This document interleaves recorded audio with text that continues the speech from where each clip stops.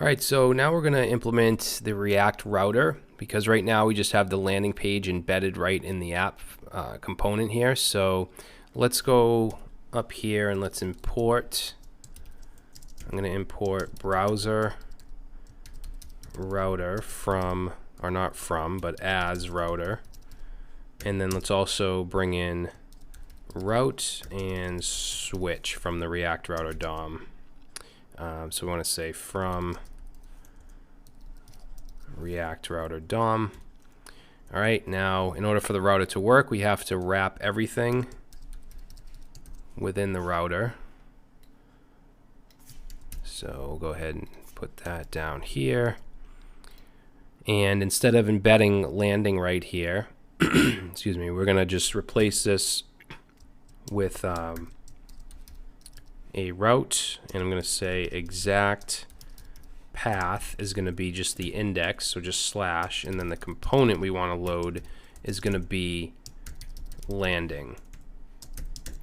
So if I save that and we go back, we should get the same result. Okay, and just ignore this switch is defined but never used. We're going to wrap the rest of our routes in a switch.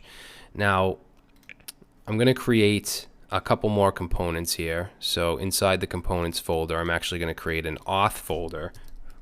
And this is where I want to put the login and register components. So let's create a new file called login.js.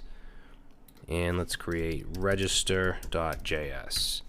Okay, and just for now, I'm going to just do RACF, and we'll just go ahead and say register. Oops, we don't want two. I don't want two cursors here. So register, and then I'll go to login. We'll do the same thing. And we'll just go right here and say login. Excuse me. All right, so now we have these components. Let's bring them into app.js. Just copy these down. And let's do auth/register. We want to change this to register. Got login. So this will be auth/login.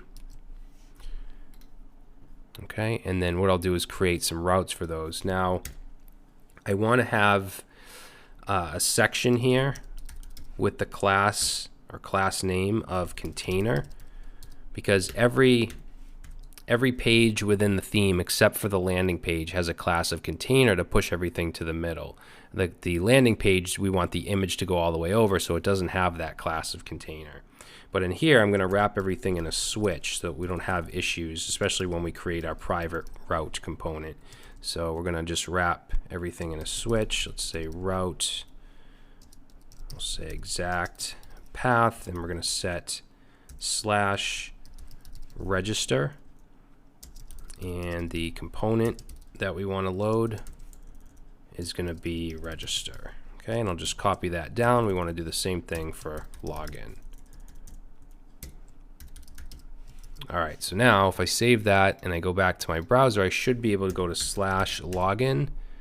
Okay, so we see our component, and we should be able to go to /register. Now I want these links up here to work, as well as the landing page buttons. Right now they're going to HTML, so we need to fix that.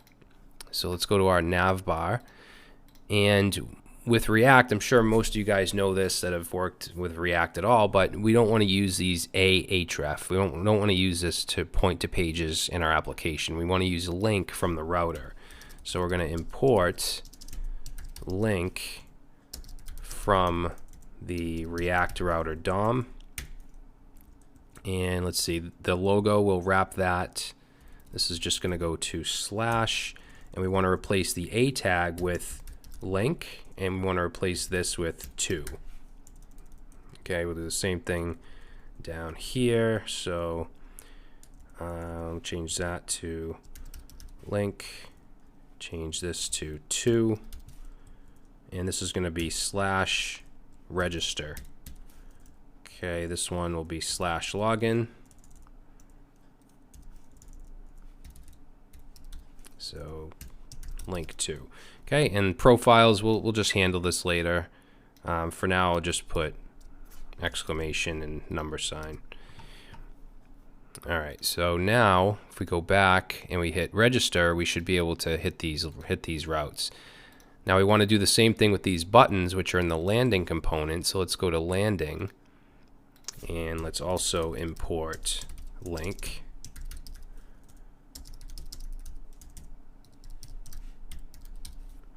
Okay, and we want to go right here, and let's do /register. Change that to 2, change that to link. Same thing here, so link 2, and we'll do /login. All right, so let's save that. And now if we go back to the landing page, we can access those routes from here as well. Okay, so React Router is all set. We have our register and login components or links. So in the next video, I want to start to create these forms. Okay, so we'll create a register form with some state using the useState hook, because we're using hooks in our front end here. So we'll get to that next.